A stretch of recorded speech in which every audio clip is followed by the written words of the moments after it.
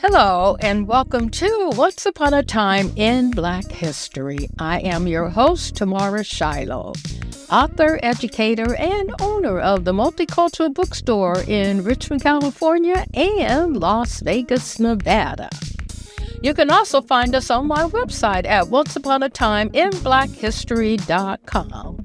Our shows are sponsored by the Multicultural Bookstore, and if you're interested in becoming a sponsor, please send me an email at tamarashiloh@gmail.com. Alrighty then, let's get this party started. Today we're going to talk home security system. Yep, and invented by a woman and her husband. Marie Van Brittan Brown and her husband Albert created an early closed-circuit television system to be used for home monitoring. That security system was the forerunner of all advanced home security technology in use today. Marie Van Brittan Brown was born in 1922 and raised in Jamaica, Queens.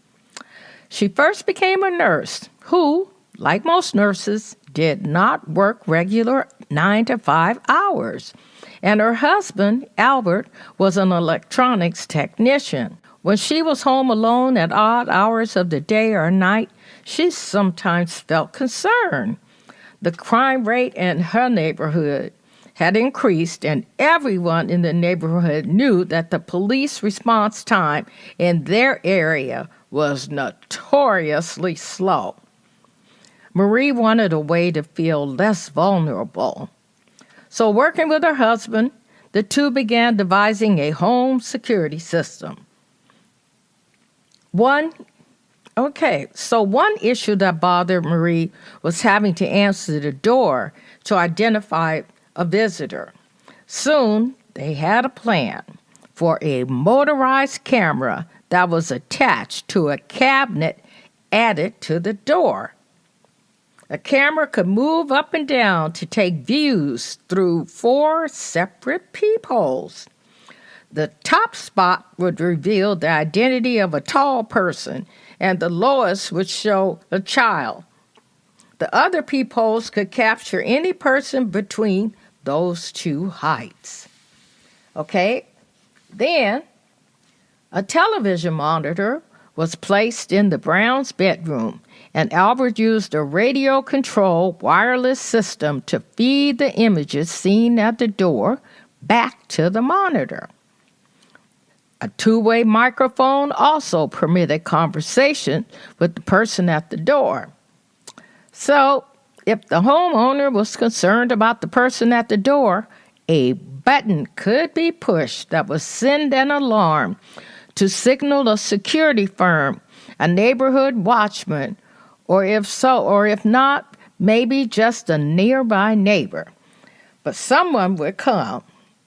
If, however, the person at the door was a friend, a button could be pushed that would unlock the door remotely so that the visitor could come in. Woo-hoo!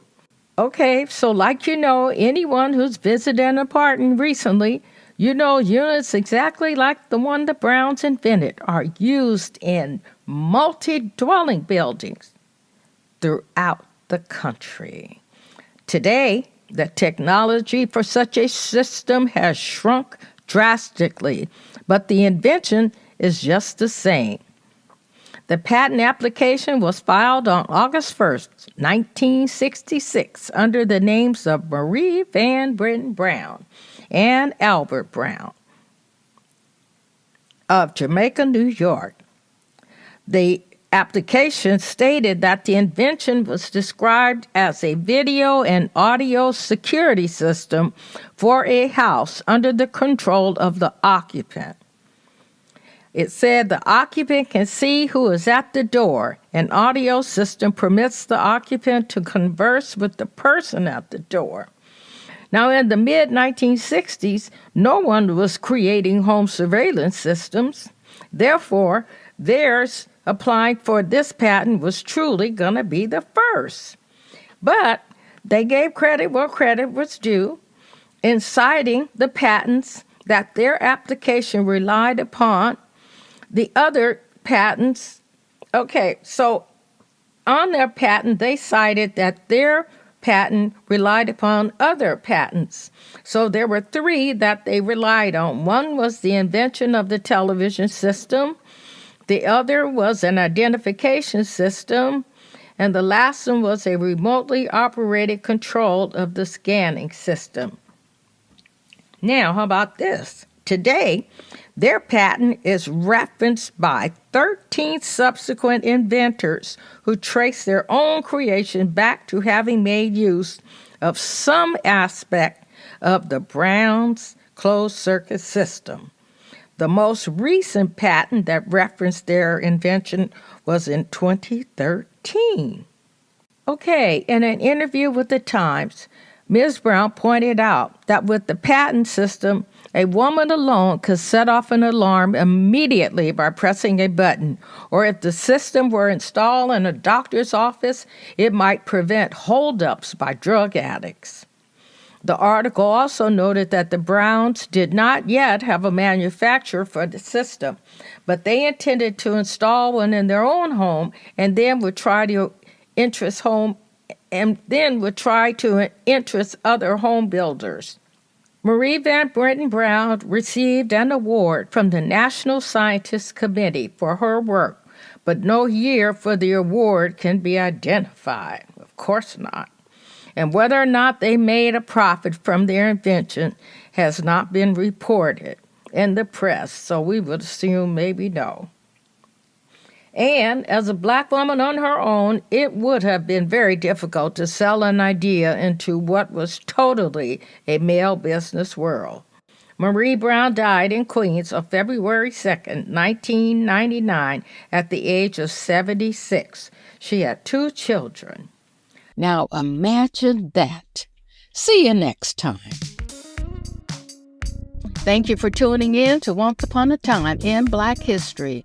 For more information on this topic and others, visit the Multicultural Bookstore at multiculturalbookstore.com. And again, if you want to advertise in our podcast for a mere $25, please contact me at tamarshiloh@gmail.com. See you next time.